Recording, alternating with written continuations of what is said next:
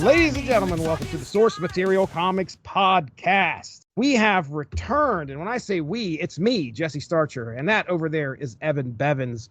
And we have decided that we are going to continue the Blue and Gold saga right here on the Source Material Comics Podcast. So we covered the first volume of Booster Gold. This is volume 2 of Booster Gold. So let me try that again. The first trade of the second volume of Booster Gold. Okay, I'm doing good there. So we covered that a while back. Ladies and gentlemen, it was part of that whole podcast. We got to debut our first ever Source Material single. Plus, we got to talk about some great time travel adventures. Booster Gold going back in time to change an event that Rip Hunter said cannot be changed. And that was the death of Ted Kord, his best buddy, Blue Beetle. And he did it. And it was a great story. He got back, he stopped Maxwell Lord from killing him, and they're in the time stream now. So I was down, I was into it. I wanted to talk some more Booster Gold. So we are going to continue that tonight. So Evan Bevins, you're sitting over there being patient. Look, it's the second.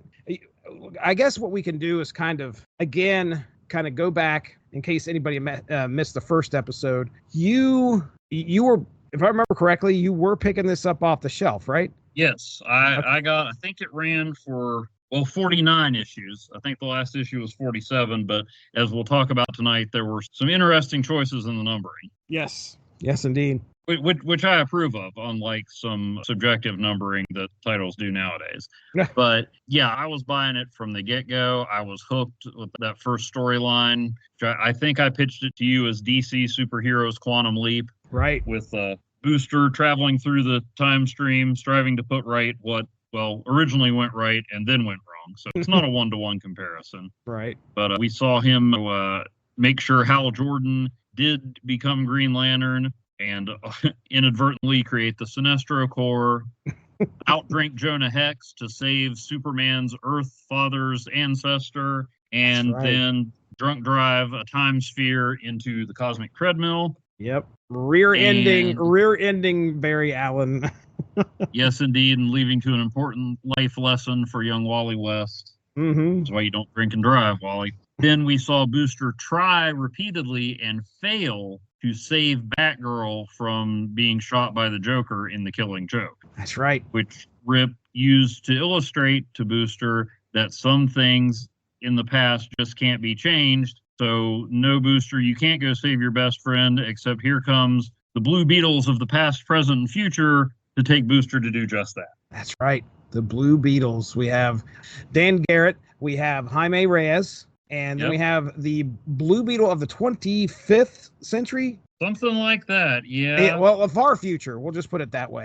Name is not important. That's right. We don't know much of anything else other than he is a Blue Beetle from the very far future. So yeah, and he supposedly has a scarab or technology that will allow him to change the time stream or change events in the past, to which he uses to his advantage and saves Ted Kord. So, which we should also note that if you weren't reading DC in the late 2000s, Ted Kord's death is what set into motion various storylines leading to Infinite Crisis, including the OMAC protocol, which was Max Lord's nanotechnology guardians fighting against superhumans. Max, being the magnanimous fella he is, just wanted humanity to control its destiny, which is neat considering he's a guy who can control people's minds with his special powers. Yeah, a little contradictory there. Max knows what's best for all of us. Oh, I can't agree more. Yeah, that definitely changes some things, because now, which I thought apparently Max did not die, which I can't remember how where we ended things last time, if it was thought that he was dead or if he was just knocked out unconscious. I think he was unconscious. Yeah, I don't think they were. And then if I remember correctly, the idea was that they would still get the information out so that Ted living would not be, because even though Ted died, that kind of set things in motion and exposed Max's plan early. But originally, they were trying to leave it unchanged. Somehow, like saving Ted Kord, but leaving things unchanged as best as they could. Okay. All right. Well, that's going to take us to where we're going to begin here tonight. So we're going to cover the second volume. And according to what I looked up here, our second volume of Booster Gold is issue 0, 7, 8, 9, 10, and 1 million. So before I get into the synopsis here, which, by the way, again, let's give a credit to our creative team. Written by Jeff Johns and Jeff Katz. Pencil art by Dan Jurgens. Finished art by Norm Ratmond. Colors by Hi-Fi. Letters by Randy Gentile. So now we're starting off with this issue 0, and you teased me earlier with trying to hit me with some trivia and ask me why, and everything I guessed was wrong. So I need to know, why is there a why are we starting with issue 0 after apparently issue, what was it, 4? 6. No, 6. Issue 6. So what's the deal here? Well, Jesse, even though this isn't unspoken issues, you are a scholar of 90s comics, and you probably remember a whole lot of 0 issues. Do I ever? Even a few -1. Thanks, Marvel. But DC didn't just go with the occasional 0 issue. DC went with the whole event, 0 Hour. 0 Hour. And That's every right. title that DC put out that month, and at 0 Hour, the original series counted down to 0. It either started with issue 3 or 4 and counted down to 0. That's right. And then every title DC put out, I guess it went in that period, every title DC was publishing had a 0 issue, I believe. Yeah. And if memory serves, I did not go to the interwebs to look this up. So if I recall correctly, the idea of these 0 issues wasn't just to tie into the main event, which of course was the primary focus, but 0 Hour was like the heir apparent to Crisis on Infinite Earths before DC just decided, you get a crisis and you get a crisis and crisis in the DMV and all this stuff. So 0 Hour was to clean up their continuity a little more, make Hawkman a little more confusing, but I believe the mandate was not only for it to serve the crossover, but to kind of really boil it down to the essence of who these characters were. Okay. All right. And so you'll get into the synopsis, but if you read this issue, it continues the story, but it also does seem to, it delves into Booster's past, why he is who he is, and sets up, or at least appears to set up, a new status quo with him and Ted Kord. That's right. And yes, 0 Hour, let's see, look on here, see when 0 Hour was released. But 0 Hour was definitely a product of the 90s. I'm going to go with 95. Let's see, 1994. Okay, I had 10 to choose from. So there was that. And then, as you mentioned, we also have a 1 million issue in here. That's right. Which DC Comics 1 million was an event in 1998 where all their comics had 1 million issues. Mm-hmm. And that one's always had a special place in my fandom and heart. I didn't read any of it when it was coming out, but my brother stumbled upon some 1 million issues at a comic show we were at, and he's like, I'm going to track these down. So I remember for Christmas that year, I was in college. I was down at a shop in Huntington, and I raided their back issue bins and got the original 1 million limited series and a ton of 1 million issues for him for Christmas that year. I still have a picture somewhere of his jaw dropping when he opened those. So if you're going to have a time-traveling superhero, why not make him part of crossovers long past, down to the issue numbers that were specific to those crossovers? I thought that was fantastic. I've grumbled on here before about, they do a crossover and then they have some limited series that doesn't even affect the main title. This is great. Yeah. Marvel's renumbering and legacy numbering and all that stuff gets confusing and all that. This is a fantastic. It's definitely a way of kind of paying honor to what came before and using, it's a time travel comic. Why not? Yeah. And now that you said 0 Hour, when we get into the events of issue 0, like you said, It makes sense now as to what's going on, because there are some villains that they're going to run into where they're like, and I was like, I know what's going on here. So yeah, I agree. This is some good stuff. Jeff Johns is using this to the best of his ability. Go ahead. Yeah, that's as close as you're going to get to the time traveling with Booster Gold. All right. Well, if you're ready, I'll go ahead and get into the synopsis of these first 3 issues, and then we'll talk a few. Anything else anything left unsaid before I jump into that? No, I think we're good. Fire up your time sphere and let's go. Let's go. All right. So Ted Kord and Booster Gold together again, swirling through the time stream, and right now they're in a time sphere that's also got the other Blue Beetles in there along with him. Dan Garrett, the Beetle from Jaime Reyes, and then I've got the page here, trying to see if they explain which century he's from. I think you were right. 25th sounds about right. He's from the future, and he doesn't want anybody to know a whole lot about it. 27th. Oh, wow. There you go. Yeah, so he is the Blue Beetle from the 27th century. All right. Their mission, as they know it right now, is repair the damaged time stream and thwart a monstrous future dominated by Mr. Mind's spawn. And to just kind of throw that out there, it was mentioned by the Beetle of the 27th century that they need to try to avoid a future where Mr. Mind's spawn has apparently taken over and has taken over the time stream. Now, as they strategize, they spot villains out in the time, just hanging out there in the time sphere, Parallax and Extant, and this triggers a fierce battle. So the architects of 0 Hour. That's exactly right. Parallax, do your best there, Evan. Explain who Parallax is, because somebody might not know. Well, Parallax is Hal Jordan, who for many fans was Green Lantern until Coast City was destroyed in the Reign of the Supermen event, and he went a little crazy trying to repair it. Mm-hmm. That made way for Kyle Rayner to become the new Green Lantern, and for many fans to spend lots of time and even money trying to get DC to reverse that. Yeah.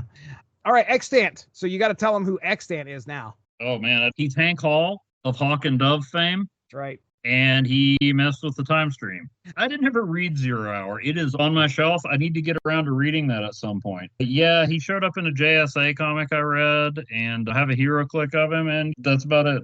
This feels like it's kind of DC trying to justify what happened in Armageddon 2001. Okay, Hawk, which a lot of people believe that whole thing was a flop. At the time, I didn't care. Me personally. Rumor is he was not the original choice, but when it got leaked, they changed it. Yeah. So something must have happened after that where DC was like, okay, we got to really make this dude a bad guy.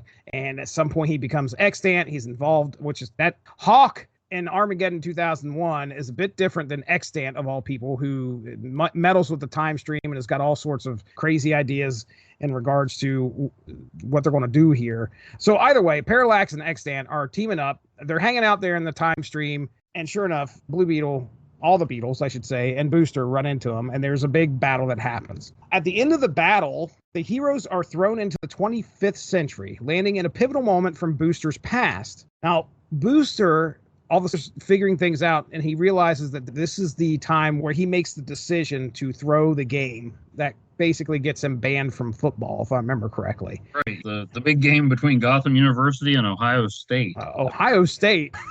Yeah. But he also remembers, which I didn't know this was a character, but he also recalls that he needs to change something else. He needs to change the fate of his sister, Michelle, who I guess had come back in time. Yeah. She followed him. Okay. Yeah, a few months after I went back in time, Michelle followed me. All right. Yeah. And she put on a costume and called herself Gold Star. I didn't know she existed before I read this. This is not something like retro continuity or anything. That she was not that I know of. But I feel like I've heard of Gold Star before. Booster Gold number 6 in 1986. So she was from the original run, which we should point out that the artist on this, Dan Jurgens, was one of the creators of Booster Gold. That's right. So Gold Star was around back then, but she ends up dying. I don't know. Yes. I can't remember what they said, how she died, but at some point she died. There was an explosion. Okay. So she ends up dying, and Booster's like, okay, I've got to save my sister. I've got to figure out a way to, I don't know if he's planning on just changing this event and then that will save her, or if he's just like, no, I got to do this. I got to let the event go, but I got to save my sister in some way. Anyway, Booster and Ted decide to hatch a plan to find a replacement time sphere, because the one that they were in when it crashed into the 25th century, it got broke. So what they decide to do is take the very same time sphere that Booster took in his original origin story and fly around with it. And they're like, oh, we can bring this back to just the same. It won't be much of a problem. And they're going to go back. They're going to go back. And the plan is to try and save Michelle if they can. Now, the journey of them trying to find this replacement takes them to a museum where they attempt to steal the time sphere that I was talking about. So only the museum where Booster was working, where he stole. That's right. But they are ambushed, only to be confronted by some security bots, which, by the way, the security bots include one Skeets in there as well. Yes, indeed. In a thrilling escape, they manage to secure the time sphere and return to a present-day overrun by OMAC droids. Here's where our OMAC droids come in, controlled by the sinister Max Lord. So yes, Max is back in action. The heroes, using their wit and advanced technology, manage to disrupt the OMAC's operations temporarily. Their mission becomes increasingly perilous as they face relentless attacks and the grim reality of Max Lord's tyrannical control. Undeterred, Booster and Blue Beetle join a resistance group in London. They show up in the present, and to quote Doc Brown, the timeline skewed into this tangent at some point, and things are different. And the fact that it's being run by these OMAC droids and Brother Eye in the sky. So Booster and Blue Beetle have to find at least some place to hide out, and they end up finding a resistance group in London, where they also learn that Max has control of one Superman. As they plan to infiltrate Max's stronghold, they realize they must also free Superman from the mind control. Now, just to kind of throw this out here, the resistance group, it's Hawkman and Green Arrow who are trying to, I guess, secure some kind of resistance against Max Lord. To talk about what Max Lord is trying to do here, his idea is he wants to turn the world back for humanity, and in order to do this, he's trying to kill all the superheroes and supervillains out there, is my assumption. Yes. So a lot of heroes have been killed. Yeah, we even get a Days of Future Past style image on the video screen of all the deceased heroes. Yes. And I think at one point, one of the OMAC droids are reporting in that they've killed Kyle Rayner. Yep. And they've secured his power ring. So yeah, things are pretty bad, really bad. The resistance group, Hawkman, Green Arrow, who are constantly arguing. Then we have is it Panthra? Pantha. Pantha. I think she was a Titan for a minute. Okay. Wild Dog. If you're like me, you might only recognize from Arrow. Is he an Arrow? Yeah. Yeah, wow. He was a regular on Arrow for a while. Okay. And then I feel like I'm missing a fifth member. Oh, Anthro. Okay, Anthro, who I get mixed up with Mark from Teen Titans. Apparently, the DC universe is big enough for two caveman heroes. Okay. All right. You're sitting there thinking like, oh, this resistance, and this is exactly what's going through Booster Gold and Beetle's heads. It's like, can't wait to see who else we got on the team. And it's like these three C-level people. They're just like holding on by the skin of their teeth. And I think they both look at each other and like, oh my gosh, we're dead. But as soon as they go back and they meet up with the rest of the resistance, Hawkman's like, okay, we need to go now. Everybody here let's go ahead and infiltrate. He wants to go right then because Blue Beetle found that Max Lord used some Cord Industries tech to make the OMAC, so he found a way to blind them to the presence of the bug, his ship. Right. So they finally have a way into Max's stronghold.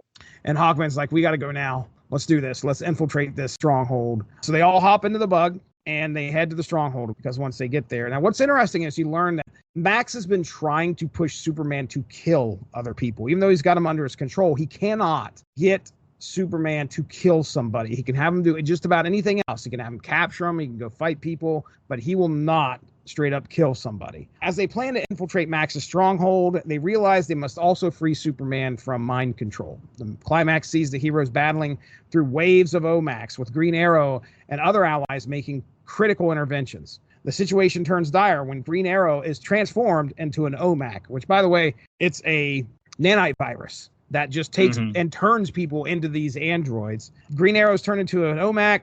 Wild Dog is tragically mind controlled to blow his own brains out. Then we have this showdown inside of Max's castle. In a desperate bid for survival, Booster and Ted use a mother box. So they happen to fall into this armory. And this armory has all of the technology that Max has acquired from killing all these superheroes, one of which is a mother box. And Ted knows just enough to open up a boom tube, and they escape through the boom tube, and they end up in an old JLI, Justice League International headquarters, where they regroup and strategize. With the time stream still in chaos, they understand the need to reassemble the old Justice League International now to counter Max's machinations. Who was it? I think it's Booster that comes up with the idea. It's like, we need to get an actual team together. Yeah, he said we need somebody that we can already work with. We need people who know each other's moves inside and out. So they get their old team from the Bwahaha days of Justice League when Max Lord was the team spokesman. It's kind of been retconned that he was purposely undercutting them, putting lower tier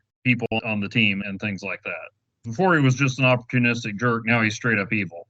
I get people not liking that and that kind of darkening some of those stories, but they make Max a good villain in this. Their best bet is to get this old team back together, provided they are still around. And back in the day, I'm just going to stop real quick before I finish this last sentence. Were you reading some Justice League International? No. Okay. I was strictly Marvel in those days. I kind of met Booster and Blue Beetle through the Overpower card game. The creative team from then, J.M. DeMatteis, I can never pronounce his name, love his comics though, and Keith Giffen wrote it, and Kevin Maguire was the artist, and they reunited for a couple of 21st Century Limited series. I forget the order, but one was called formerly known as the Justice League, and then it was followed up with a story arc in JLA Classified, I believe it was called I Can't Believe It's Not the Justice League. That's right. I remember you mentioning that. So I became fond of them after the fact and went back and read some of them. But no, I was not familiar with most of them. Yeah, neither was I. We have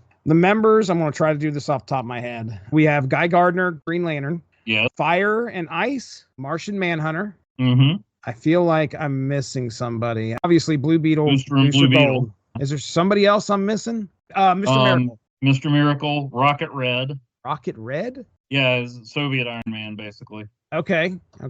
He doesn't show up in the story, but he's in the picture that they're looking at the end of issue 8. And then Black Canary looking as 80s as possible.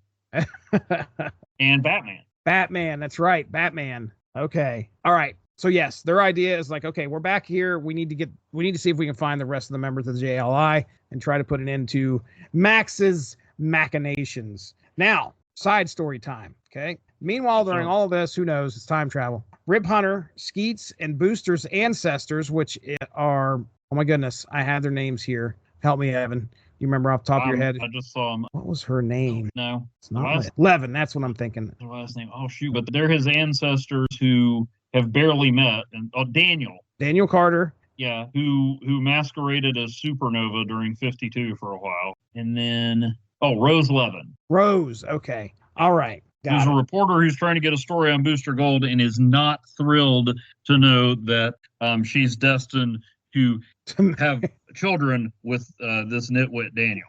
Yeah, I think in our previous discussion, they had just met. She showed up on his doorstep, and then next thing she's whipped right into this thing. Rip's like, I need you too. And so she's kind of on. I think Rip tries to at least make her feel a little better by saying, okay, you're going to get your story. But yeah, she's definitely not too excited about, number one, the situation that she's in, plus finding out that she's supposedly going to be married to this nitwit. Meanwhile, Rip Hunter, Skeets, Booster's ancestors track the Black Beetle. So now we have a name for our 27th century Blue Beetle. At least I'm assuming. They don't really tell us, hey, this is the guy, but he looks darn similar. It's Booster's dad, I think, who calls him the Black Beetle. Booster's dad is dressed up as Supernova. Back in sometime in dinosaur times. Yeah. Well, anyway, they track the Black Beetle to Vanishing Point, which is, I guess, the point where time ends. Yes. Preparing for an epic battle against these time-manipulating villains. The stakes never have been higher as our heroes brace for a final confrontation to restore the timeline and save the world. Okay, so there we go. Essentially, we have Booster and Blue Beetle, who I think what ends up happening, I believe they end up sending... The Black Beetle goes back to his own time. Jaime goes to his time along with Dan. Dan goes to his time, but they are also... Their memories are wiped, right? Yeah. Their memories are wiped because they say Ted's death was important to history. He can't let people know he's alive, so he's going to join Booster. That was the other thing we didn't get into in our synopsis, was that Rip told Booster he had to keep maintaining the image of this incompetent, self-centered hero so that no one would realize he was protecting the time stream. That's why Rip Hunter is not his real name, and he keeps his family and everything very secret so that someone can't go back in time and kill him as a baby. Right. As we saw happen to one rogue time traveler in the last storyline. Yes, we did. And so, yeah, that was Booster's cover, was to be the buffoon everybody thinks he is while he's out here saving all of history. And the way they set it up in the Zero issue is Ted was going to join him, but nobody could know Ted was alive. Yeah, everybody had to be ignorant of the fact that Ted was Ted had survived. So yeah, they anybody who, well, I should say Dan and Jaime, they get their minds kind of wiped and they cannot remember that this had happened. Everybody else goes back to when they're from. The Black Beetle goes and picks up Booster's dad in prehistory and takes him to Vanishing Point to meet. They call themselves the Time Stealers. Right, the Time Stealers. Degaton, the Ultra Humanite, Supernova, Black Beetle, and I feel like there's a fifth one that I'm forgetting. Yeah, and I just totally blanked on his name. My gosh, I know this guy's name. Despero. Okay. Yeah, before he hulked out. Okay, all right. And at that point, they have made a decision to try and save Michelle. They end up coming back to the present. Things have all been changed. So we don't know. They definitely didn't get a chance to save Michelle as far as we could tell. They just came back to the present, and OMAC and Max Lord is running everything, and they are on the outs trying to find somebody to try and stand up and beat Max Lord, and that's where we kind of leave things. Are they going after the JLI? So what do you think of these first three issues, Evan? I'm throwing it to you. Ball's in your court, sir. What are your thoughts? Oh, I really enjoyed it. Of course, when I read it initially, I thought they were setting it up like, okay, Booster and Blue Beetle are back, and the storyline where they killed off Ted was, it was pretty epic. It was a good send-off, but it was also a bummer because here was this character that for me was new to me and I really liked, and he made this tragic sacrifice. So I'm like, okay, cool. This fits right in. Blue Beetle and Booster will be defending the time stream. This is even better than Booster defending the time stream. And that's not quite how it's working out so far. Right.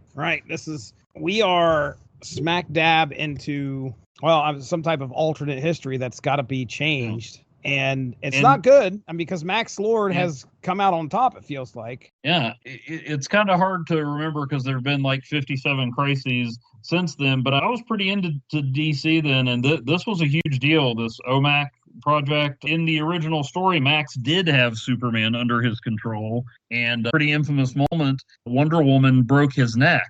That's Wonder Woman Woman killed Max because she saw no other way to keep him from controlling Superman.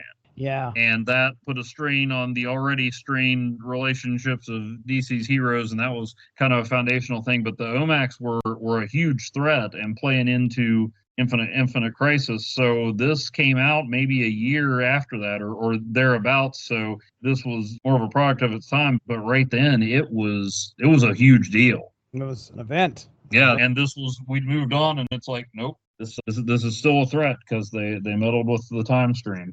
Right. And notes and narration throughout these issues, he did exactly what his job is to prevent, which is people manipulating history for selfish reasons. It's a little harsh to call it selfish, but he's doing it to save his friend rather than preserve history. Right. The OMAC robots are definitely a threat. You'd mentioned this is kind of a big deal. They've essentially taken over, or they can take over anybody who is just kind of unsuspecting. We watch Green Arrow get turned into one. They land at an old JLI headquarters before they land on the one in New York. I think it was possibly in London or somewhere around there in Europe. And they believe that one lady is trying to explain things and trying to help them. It was somebody that they had known in the past, but yeah, I think it was a supporting character from the Justice League International or Europe days. And she ends up turning into a robot shortly thereafter. And I remember Beetle's like, I knew it. And then they get promptly thrown through a wall. So yeah, we're picking up where this story kind of left off. He saved Blue Beetle, but the threat of Max Lord is not over yet. It was a little dark for what I would expect, but not unnecessarily so. It manages to kind of thread the needle with these characters who are funny, but these dire circumstances in a serious story. So right. I thought they did that pretty well. I love Wild Dog's look, by the way, which that guy, he must be really second tier, second or third tier. I think putting him on the second tier is generous.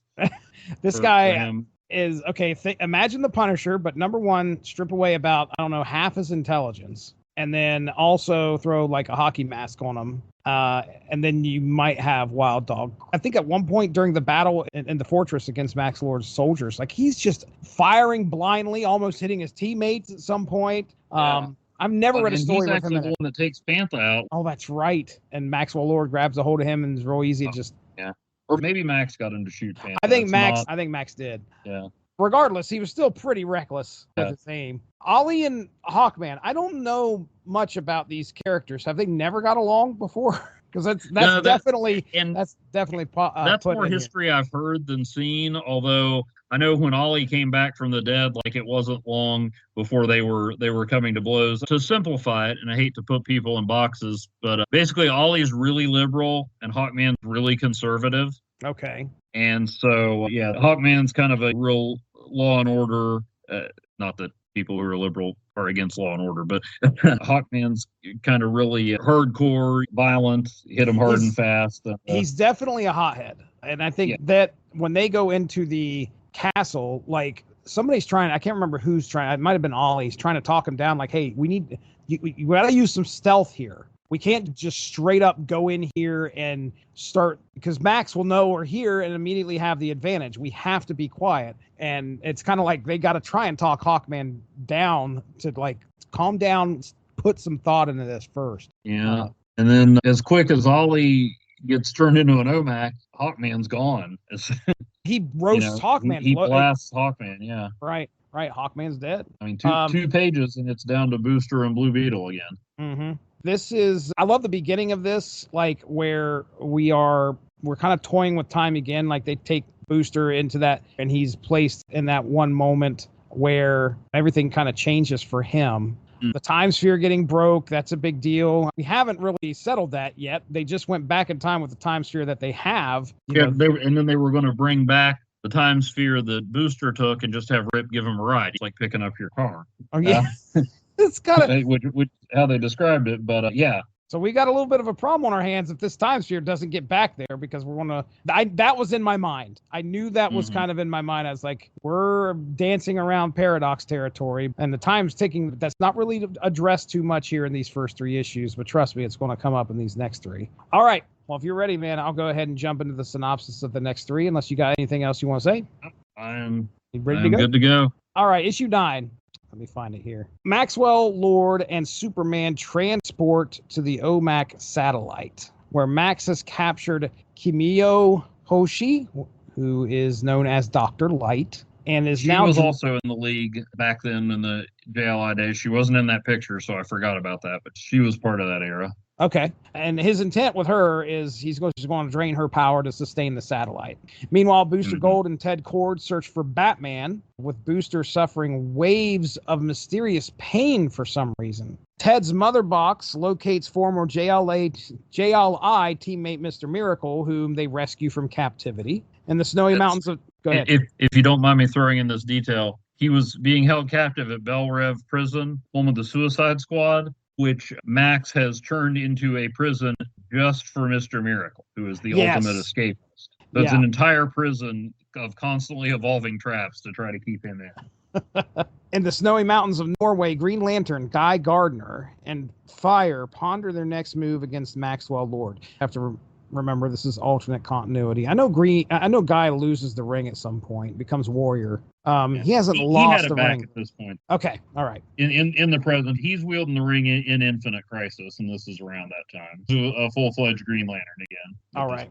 Green Lantern, Guy Gardner, and Fire ponder their next move against Maxwell Lord. When Booster and Ted finally join them, Fire explains they are awaiting Ice's return from seeking the Norse god's aid. Ice arrives with bad news. The gods refuse to help. Undeterred, the group sets off to rescue Martian Manhunter, finding him imprisoned in a massive contraption. Upon freeing him, they teleport to the OMAC satellite to confront Max. Their team works to disable the OMACs and release people from the nanovirus. During the battle, they free Dr. Light.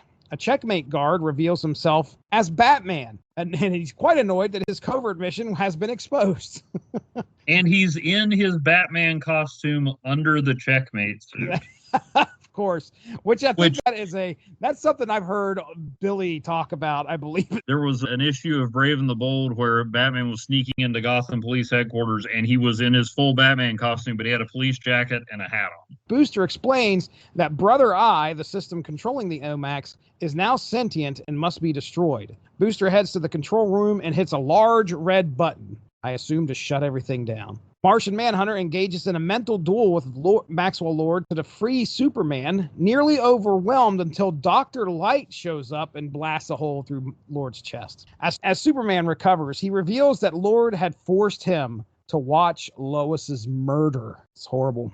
As Booster reels, trying to figure out how to fix the chaos, a portal opens, and out pop the Time Stealers. Supernova, Despero, Black Beetle, Ultrahumanite, and Degaton emerge. Meanwhile, at Vanishing Point, Rip Hunter and his team arrive to confront the villains, only to find them gone. Rip realizes with growing concerns that the villains are now steps ahead, plotting an unknown and undoubtedly dangerous scheme. Issue 10 rolls around, and at Rip Hunter's time lab, Rip, Rose, and Daniel grapple with a dire situation. The time sphere that Booster Gold originally used to come to the past is shattered. This threatens Booster's very existence, as without it, he will never be the hero he is destined to be. Skeets identifies Ultrahumanite as the culprit, who apparently had busted this thing, and Rip reveals that they only have an hour to return the time sphere to the 25th century and restore Ted Kord to his original fate. Yes, they have to try and get Ted Kord back into the past so he will face his original fate, according to this. In the far future of the 31st century, at the headquarters of the Legion of Superheroes, the Time Sphere appears, and Rip, Rose, and Daniel commandeer another Time Sphere. So, okay, let's get some Time Spheres and let's get this one back to the past. Somehow they got to get a Time Sphere back there so Booster will find it. But anyway, meanwhile, the Time Stealers, Supernova, Despero, Black Beetle, Ultrahumanite, and Degaton clash with Superman, Booster, Ted, Batman, Fire Ice, Guy Gardner, Martian Manhunter, and Mr. Miracle. Booster struggles to understand why his father, John Carter, disguised as Supernova, has allied with these villains. Maximilian, the evil counterpart to Skeets, Maximilian attempts to capture Ted, while Booster intermittently blinks out of existence. Erased from existence. That's what I was looking for. Skeets intervenes to save Ted, dousing Maximilian with some corrosive chemicals. John reveals to Booster that his time travels have caused numerous hero deaths, all to save Ted. So this is John telling Booster, look what you've done. What you have done has caused multiple heroes to die, all just to save your one friend. It's then uncovered that John is actually under the control of Mr. Mind, that little worm. In a dramatic moment, John releases thousands of Mr. Mind spawn, which swarm over Booster. Booster activates his force field and has Skeets emit a frequency disrupting Mr. Mind's control. As Mr. Mind tries to escape, Booster shoots his father's ear off, trying to kill the worm.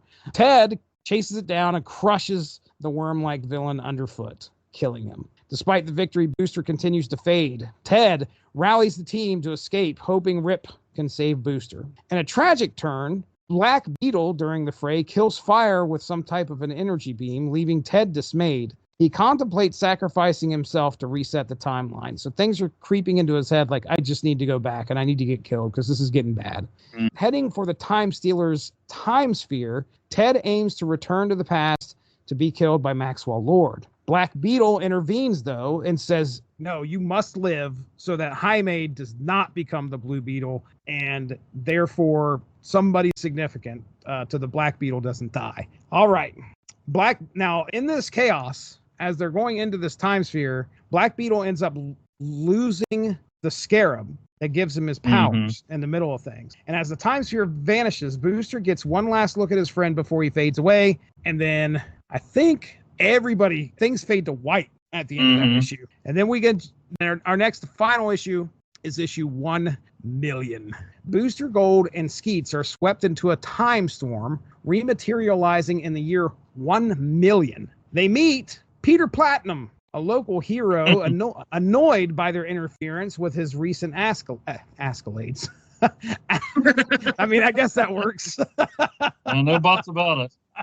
his recent accolades. Skeets identifies Peter's suit as containing time travel tech that could be their ticket home. However, Peter starts getting into a verbal kind of I wouldn't say confrontation, but starts talking to Booster a little bit. Peter, inspired by Booster's financial gains as a superhero, worries that Booster showed up to claim a percentage of his profits.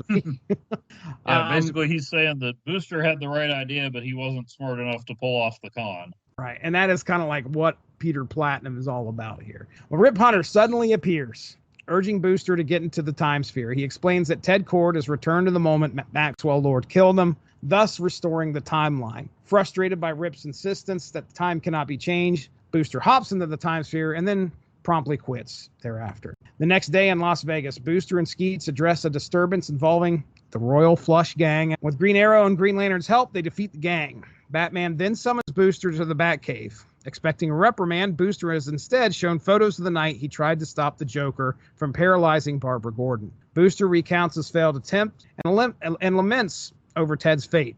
Batman, offering sympathy, encourages Booster to persevere. With renewed determination, Booster returns to Rip, ready to rejoin the mission. In Rip's time lab, Booster is shocked to find his sister, Michelle, is alive. Rip explains he rescued her just before her death, knowing she could motivate Booster to stay committed to their mission to correct the timeline. Booster and Michelle take a time sphere for a brief respite in Paris, 1889. As they leave, Rip quietly says, "Keep it up, Dad." Oh, look out there. In the epilogue, a shadowy figure uses the lost Black Beetle scarab to infiltrate a technology lab at Kord Industries, hinting at future challenges. All right, there it is, Evan. I did it. Long form synopsis for all 3 issues. What do you got to say here, man? Well, these are some of my favorite moments in the series. I forgot the 1 million issue came this soon. I remember Peter Platinum. Right. So Ted Kord's sacrifice was already heroic, and then he went back and did it again. Yep. And knowing what was coming, it still was hard to read because all this stuff is happening in Booster. He doesn't want all these bad things to happen because he saved his friend. So he's like, I can do it. Ted says, no, this is what I've got to do. Mm-hmm. And that was excellent. Bringing Mr. Mind back really was kind of a callback to 52 when Booster officially leveled up, so to speak. I love the idea of Rip and Booster's ancestors robbing Brainiac to get the ring in the time sphere where they needed to be. Yes. And then one of my favorite moments in the series is where Batman calls in Booster and says, look, I saw what I don't know what you're doing, but I know what you tried to do. And I know you didn't give up. And Batman, who needs to know everything, understands there's a reason Booster can't tell him. And so you get Batman's seal of approval. That's pretty good. That's a big deal. And that's what a lot of what Booster we saw in the first volume, what we talked about, the last show that we talked about. Booster is trying to find some type of acceptance. Now, if you look at him, he's brash, he's bold, he's out there, and this guy is trying to get all this media attention, but he also just wants to be accepted. And we saw him try to he was all excited because he was going to join the Justice League, and it kind of fell through. Some crazy stuff had happened, but at the end of it, he was offered the opportunity to go there. So here, same thing. He just cannot find a place to fit in, and it seems like he gets down on himself. And he's just like, oh, geez, I can't do this anymore. But it takes somebody that he respects. There's a lot of father issues being worked out through this book, really. When you look at it, he's got a dad who was not a good father figure at all. He was the one that talked him in to throwing this game. So he's a good dude even before the megalomaniacal caterpillar started controlling his mind. Right. So Booster hasn't had a good father figure, and you can see that he's just like continually looking for some type of somebody to kind of step in and say, okay, man, it's all right. You're doing good. Just keep doing what you're doing, and what you're doing is important. He never had that with his dad. And then Batman definitely comes in here and does that. And he's just like immediately with renewed vigor. He's like, okay, I'm ready. I mean, he quits. He tells Rip he quits, and I don't know how long time passes. Obviously, long enough for him to go to Vegas and fight the Royal Flush Gang. But shortly thereafter, as soon as Batman says, dude, this is what you're doing it matters. He's like, okay, it does matter. And he's back at it again. But yeah, I feel like the character of Booster is just somebody that's going through. He's got a lot of stuff on the outside of him that makes him look like he's bold and brash, but on the inside, he's just wanting to be accepted, and he needs that fatherly guidance every once in a while to get him back on the right track. He feels like he was a joke for a long time. Now he's trying to be more, and he's messing up. He feels like he is what people think of him as. And Batman says, hey, let the world think you're crazy if that's what it takes to be the best you can be, Michael. You proved me wrong, and you proved yourself wrong. And then he says, if you ever need somebody to talk to me. And so that Booster's like, okay, somebody believes in me. I'm not a loser. Batman says you're not a loser. Pretty good endorsement. I agree. Man, we get our issue 9. We get our big battle. I think one of the big moments that stood out for me in issue 9 is when they go to rescue Martian Manhunter. And he's whatever that thing is. I have no idea what it is, but there's like a bunch of people that's connected to this massive thing. Something that showed up in Infinite Crisis, I think. Well, I assume it's using his powers, or at least keeping the superhero subdued in some way. Yeah. But they take him off of there, or wake him up, and he immediately, like, I can't remember who woke him up, but he like grabs their throat. He's like, Mr. Miracle. That was Mr. Miracle. He's like, where's Max? He wants blood. He is enraged with what's going on there. And I assume this probably ties into some crazy, horrible stuff that he did. He's clearly enraged and upset with something that Max has done. Obviously, let's try this again, because the fact that he's killed so many superheroes probably puts him up there as like, okay, I'm going to kill Max Lord. So, but anyway, he wants blood. That kind of stood out to me. Watching him with so much fire and so much rage grab a hold of Mr. Miracle's throat and be like, where's Max at? That was pretty crazy. Mm-hmm. I love the possibility of a paradox and erasing Booster from existence. That kind of puts things in a rush. I didn't know what was going on at first, because the way that they play it is Booster goes to like tackle his dad, and his dad blinks out of existence, which makes sense.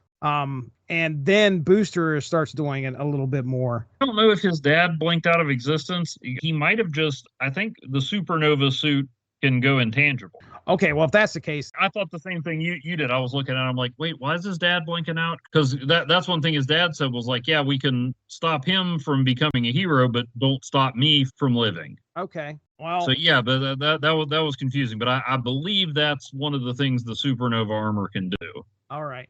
I thought that it was causing a paradox and it was going to affect him. Of course, it would probably cause a paradox for everybody there. So everybody should have been blinking out of existence. It's good to see Superman back on track. And we have a big battle with the JLI finally back together again and fighting the Time Stealers. We get to see Maximilian, who gets drowned by some corrosive acid or whatever that Skeets was like, yeah, I might not be able to beat you, but robots rust. And then he drops a bunch of stuff on him. Mr. Mind coming back. That was pretty cool. Definitely pretty cool. I forgot about that. Yeah. Fire getting killed by Black Beetle. That was definitely a big deal. Peter Platinum. So are we going to see more of Peter Platinum? I was just wondering about that. That's the only place I ever saw him. So okay. All right. Spoiler alert. He doesn't show. I don't think he shows up again. Now, I don't believe he shows up again. Oh, come on. This was like, I don't know how you throw this guy in there. I love how Rip is like, Peter Platinum, disgusting. Yeah. And he leaves. So Rip is obviously not impressed. Yeah, looks like this is the only place he appeared. What? That blows my mind, because I think I've read a couple of the million issues from back in the 90s. Mm-hmm. Really, this is, as far as like calling it a 1 million issue, Booster shows up in the year 1 million, and then Rip Hunter promptly grabs him and says, no, come on, let's leave. Within like, I don't know, 5 pages, the million issue, it doesn't take place fully in the year 1 million. They let him use the time travel number convention. I am not going to complain. I'm just saying that if Peter Platinum doesn't show up, it kind of sounds like when you were saying there wasn't enough Christmas in the Sleepwalker Christmas special. Enough 1 million in Booster Gold 1 million. Yeah, dude.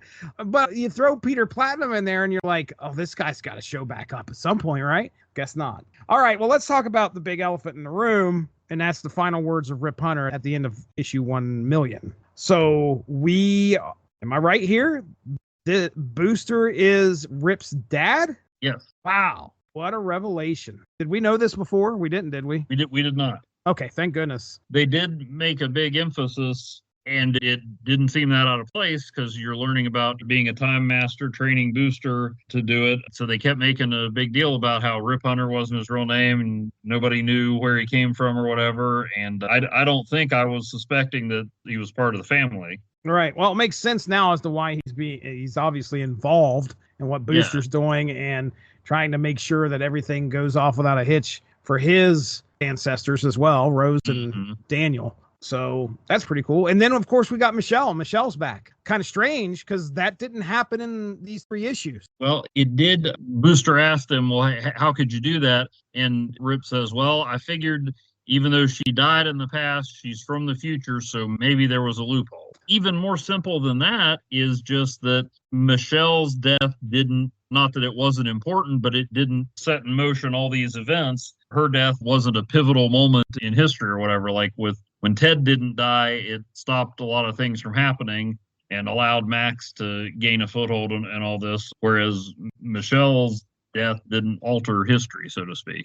Or her living didn't alter history. So bringing her from the moment of her death into the present. All right, well, what are you? Any other thoughts here on the last 3? And this was again another great volume. This to me was really kind of the peak, but like I said, I kept with the series for 4 years, and I think this was kind of John's swan song on it. I'm blanking on the name. There was a guy that came in and did a couple issues. I think he wrote issue 13 and 14, or just kind of like a fill-in. Rick Remender. I don't know why I couldn't think of his name, but yeah, Rick Remender did a little bit. Yeah, here we go. 49 issues. They never did quite get back onto the Guardian of the Time Stream thing, or at least not the way they set it up. I still thoroughly enjoyed the series. It just never quite got back to what I thought it would be. And then Dan Jurgens eventually started writing and drawing it. So we did see him team up with Elongated Man, who was dead at the time. That's one of the things hinted at on these last few pages, some of which, at least 2 of those came to pass. He did team up with Elongated Man.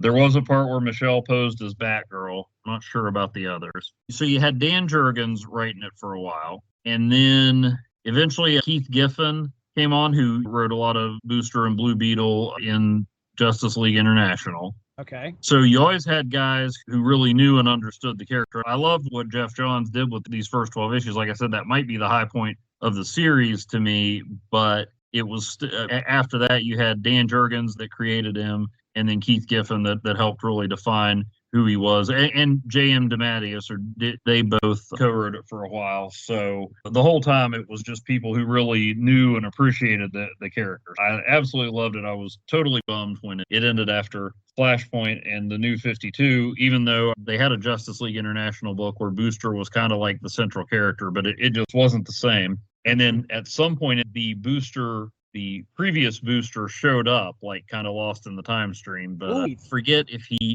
what happened, but that never really paid off, and he just kind of went back to being goofy time travel Booster. Okay. All right. Well, yeah. Hey, I'm digging this. I'm having a good time. So Michelle's Gold Star is back. We have this shadowy figure who showed up at Ted Cord Industries or Cord Industries. Don't know exactly what. I have my theories. I haven't read forward, but I have a feeling I think I know who has this scarab that Black Beetle dropped, and I think I know kind of what's going on. But I'm trying to clearly I have forgotten some of this. I'm trying to remember. There was I was thinking Remender wrote it, but it's not popping up in here. That's what I was going to say. There's a story at some point where they were traveling in time. The one where I think Michelle ends up impersonating Batgirl is they go back in time and somehow Killer Moth has become the Batman of the Gotham villains are in trouble. They send up the Moth signal. I remember you talking about that. So, yeah, a lot of weird time travel stuff, sure. But, yeah, I really enjoyed the series because, like I said, even though the premise veered a little, I didn't even talk about Dan Jurgens' art. Dan Jurgens' art is comic book art to me. I mean, 100%. Maybe he's not quite in George Perez's class, as if anybody is, but nothing wrong with the Image guys. I love their style, but when I think about what comic books, like when I just imagine comic book, I see George Perez, Dan Jurgens, like that. Right. Just that perfect balance of it's realistic, but not hyper realistic. It's exaggerated, but not just completely crazy, just the right balance. And that's so you got Dan Jurgens writing it, drawing it, and then DeMatteis and Giffen is just, they kept Booster funny but relatable and heroic, and really changing around. I was just, not that good stuff didn't follow, but it just kind of bummed that we lost that version of Booster. We got Ted Cord back at some point when they were just like, yeah, continuity, schmontinuity. We talked a couple years ago about Heroes in Crisis, where they kind of got back together, but man, it just, undoing both of Ted's sacrifices, I don't know, that just kind of takes something away from him too. I almost feel like. I hear you. I was glad to see Booster and Blue Beetle back. They did do a series a couple years ago called Blue and Gold. I think Dan Jurgens wrote that one too, and that was fun, but it just wasn't quite the same as the Booster we got in this series.